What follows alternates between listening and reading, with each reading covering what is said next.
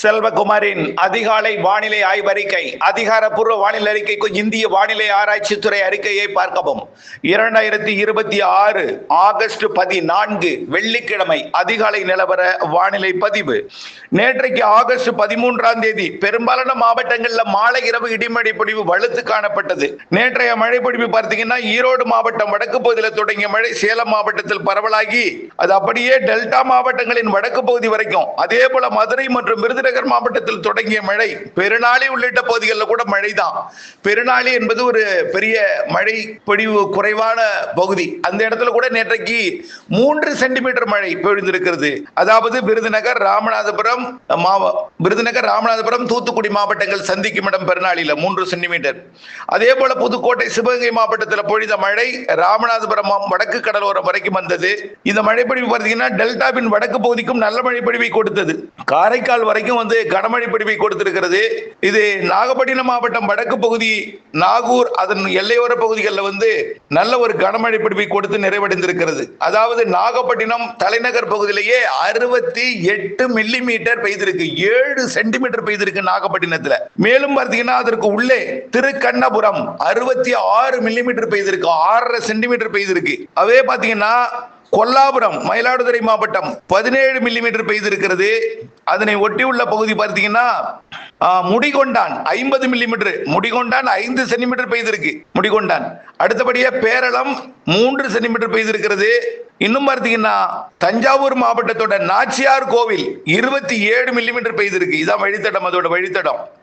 மேலக்கருப்பூர் அதாவது அரியலூர் மற்றும் தஞ்சாவூர் மாவட்ட எல்லையோர பகுதியில் பெய்த மழை அரியலூர் மாவட்டத்தில் மேலக்கருப்பூர் 48 மில்லிமீட்டர் பெய்திருக்கு. அடுத்தபடியா பார்த்தீங்கன்னா அரியலூர்லயே 47 மில்லிமீட்டர் பெய்திருக்கு, 47 மில்லிமீட்டர். அடுத்தபடியா பார்த்தீங்கன்னா நிறைய இடங்கள்ல மழை தான். அடுத்தபடியா மதுரை மாவட்டம் தொடங்கிய மழை காரைக்குடிக்கு சற்று கிழக்குப்புறம் உள்ள பகுதிகளில் எல்லாம் பார்த்தீங்கன்னா 5 சென்டிமீட்டருக்கு மேல பெய்திருக்கு, 66 மில்லிமீட்டர் பெய்திருக்கு. அறந்தாங்கிக்கும் காரைக்குடிக்கும் இடைப்பட்ட பகுதியில். இன்னும் பார்த்தீங்கன்னா தேவக்கோட்டை எல்லாம் நிறைய கனமழை பொழிந்திருக்கிறது. இப்படி இருக்கும் பொழுது இன்றைய மழை பொழிவு நேற்றை விட கூடுதல் புறப்பட்டு நேற்றைய சொல்லி இருக்கிறோம். 14ஆம் தேதி கனமழை வாய்ப்பு இருக்குன்னு இதுல இருந்து ஒரு 3 நாள் இடைவெளி கொடுக்குது. 15, 16, 17 இந்த 3 நாள் கொஞ்சம் இடைவெளி கிடைக்கும். அப்படி இருக்கும் பொழுது கொஞ்சம் குறைந்த பரப்பில் மழை இருக்கும். ஆனால் இன்னைக்கு மழை எங்கே இருக்கும் என்பதை பார்ப்போம். இன்றைய மழை உறுதியாக எதிர்பார்க்கக்கூடிய பகுதிகள் மாவட்ட பகுதி ஒதுக்கி தான் அது எந்த மாவட்டத்துக்கு உறுதியா இருக்கு அப்படின்னு பார்த்தீங்கன்னா இன்றைக்கும் மதுரை மாவட்டத்தோட தெற்கு பகுதி விருதுநகர் மாவட்ட எல்லை பகுதி தொடங்கி மேற்கு தொடர்ச்சி மலைப்பகுதிகளிலுமே நேற்றைக்குமே வால்பாறை திருமூர்த்தி பகுதியெல்லாம் மழைதான். திருமூர்த்திக்கு தெற்கு நீர்பிடிப்பு பகுதிகளிலையும் இடிமழை பொழிவு காணப்பட்டது. கோயம்புத்தூர் மாவட்டம் மேற்கு கேரள எல்லையோரத்திலும் சாரல் தூறலாம் காணப்பட்டது. நீலகிரி மாவட்டத்துக்கு இன்றைக்கு கனமழை தெரிகிறது, வால்பாறைக்கும் தெரிகிறது. ஒட்டுமொத்த கன்னியாகுமரி முதல் நீலகிரி வரைக்கும் மழை தெரிகிறது. அந்த மழை நீலகிரி மாவட்டத்தோட கிழக்கு சரிவிலையும், அதாவது கோடநாடு கோத்தகிரி தாண்டி அப்படியே ஈரோடு மாவட்டம் பவானிசாகர் மற்றும் பண்ணாரி சத்தியமங்கலம் அப்படியே தாளவாடி பகுதிக்கும் கர்நாடக எல்லையோர பகுதிகளுக்கும் நல்ல மழைப்பொழிவை இன்றைக்கு கொடுக்கும் என்று எதிர்பார்க்கப்படுகிறது. அந்த மழைப்பொழிவு மேட்டூர் வரைக்கும், கோயம்புத்தூர் மாவட்ட வடக்கு பகுதி மற்றும் பவானிசாகர் பகுதி, கோயம்புத்தூர் மாவட்ட மேட்டுப்பாளையம் உள்ளிட்ட பகுதிகளுக்கும் கூட, கோயம்புத்தூர் மாநகரத்துக்கு கூட வாய்ப்பு இருக்கு. அதே போல நம்பியூர் உள்ளிட்ட பகுதிகள், ஈரோடு மாவட்டத்தோட பெரும்பாலான பகுதிகள், திருப்பூர் மாவட்ட வடக்கு பகுதிக்கும் நல்ல மழை தெரிகிறது.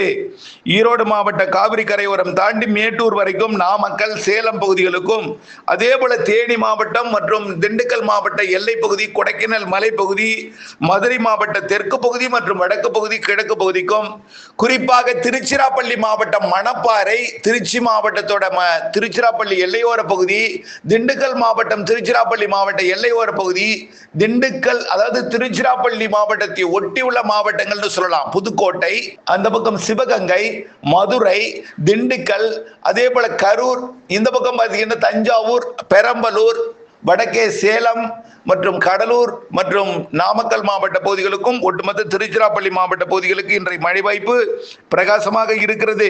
இந்த மழைப்பொழிவு ராமநாதபுரம் மாவட்டத்தின் உள்பகுதி, விருதுநகர், பெருநாளி உட்பட, அதே போல மதுரை மாவட்டத்தோட பகுதிகள், சிவகங்கை மாவட்டத்தோட பகுதிகள், புதுக்கோட்டை மாவட்டத்தில் பரவலாக, அது டெல்டாவிற்குள்ளும் நேற்றைக்கு டெல்டாவில் தெற்கு டெல்டாவில் கொஞ்சம் இருந்துச்சு, வடக்கு டெல்டாவில் நல்ல மழையே இருந்துச்சு. அதாவது கும்பகோணம், தாராபுரம் நாச்சியார் கோயிலிருந்து அப்படியே நன்னிலம் கனமழை பொழிந்திருக்கும். நன்னிலம் அப்படியே பார்த்தீங்கன்னா காரைக்கால் நாகப்பட்டினம் வரைக்கும் 7 சென்டிமீட்டர் வரைக்கும் பொழிந்திருக்கிறது நாம் சொல்லியிருந்தோம். இன்றைக்கும் அதே போல் அந்த பகுதிகளுக்கும் உண்டு. ஆனால் நேற்றைக்கு ஒதுக்கி இருக்கக்கூடிய பகுதிகளுக்கு இன்றைக்கு பெய்யும், நேற்றைக்கு பெய்த பகுதிகளுக்கு இன்றைக்கு குறைவாக பெய்ய வாய்ப்பு இருக்கு.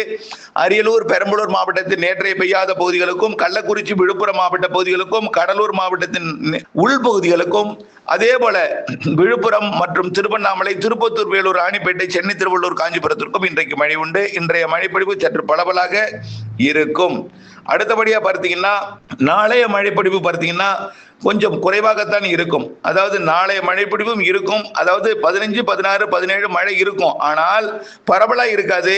15, 16, 17 கண்டிப்பா சென்னை, திருவள்ளூர், காஞ்சிபுரம், செங்கல்பட்டு இந்த மாவட்டத்தில் இருக்கும். வடகோடி வட உள்பகுதி, அதாவது திருவள்ளூர் மாவட்டம், சென்னை, செங்கல்பட்டு அங்கு 15ஆம் தேதி இருக்கும். 15, 16, 17 எல்லாமே மாலை இரவு தான். 16ஆம் தேதி வாய்ப்பு கூடுதல், 15 விட 16 வாய்ப்பு கூடுதல், 16 விட 17 வாய்ப்பு கூடுதல், 18 மீண்டும் மழை பரவலாகும். 16ஆம் தேதி ஞாயிற்றுக்கிழமை மாலை இரவு நல்ல மழை தெரிகிறது. சென்னை உட்பட கடலூர்ல இருந்து எடுத்துக்கலாம். கடலூர், புதுச்சேரி, விழுப்புரம், செங்கல்பட்டு, சென்னை, திருவள்ளூர், ராணிப்பேட்டை, காஞ்சிபுரம், வேலூர், திருப்பத்தூர், திருவண்ணாமலை, விழுப்புரம், கள்ளக்குறிச்சி இது வரைக்கும் நல்ல மழை தெரிகிறது. வரக்கூடிய ஞாயிற்றுக்கிழமையிலிருந்து மீண்டும். ஆக சுருக்கமா சொல்ல போனா இன்னைக்கு பெரும்பாலான மாவட்டங்களுக்கு மழை உண்டு. காற்று பகுதிக்கு கொஞ்சம் நெருக்கமா வந்துடும் சொல்லியிருக்கிறோம். மணப்பாறையை தாண்டி வரும். உச்சபட்ச காற்று பகுதி கொஞ்சம் பிரச்சனை இருக்கு. கோயம்புத்தூர் வடக்கு தெற்கு தெரியுது. திருப்பூர் மாவட்டத்தோட தாராபுரத்துக்கு கிழக்கே தெரியுது. அதே போல கரூர் மாவட்ட பகுதி தெரியுது, திருச்சி தெரியுது, திண்டுக்கல் மாவட்டத்தின் ஒரு சில பகுதிகள் தெரியுது, கொடைக்கானல் மலைப்பகுதிகள் தெரியுது, மதுரை தெரியுது, ராமநாதபுரம், விருதுநகர் தெரிகிறது ஆங்காங்கே உள்பகுதிகளில்.